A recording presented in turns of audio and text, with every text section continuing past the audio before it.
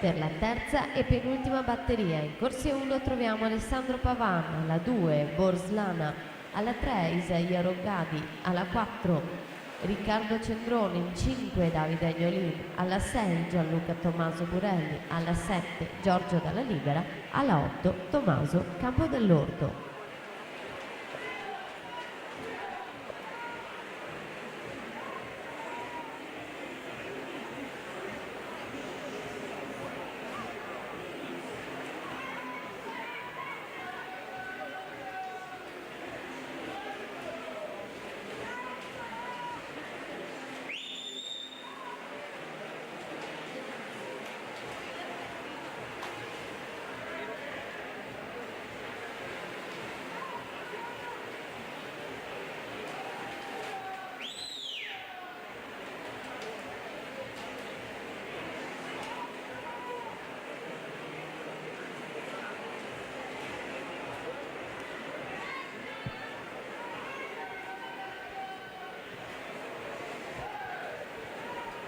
Seconda batteria dei 200 d'orso ragazzi 0405, sono 4 in tutto, quindi questa è la prima delle 3 teste di serie.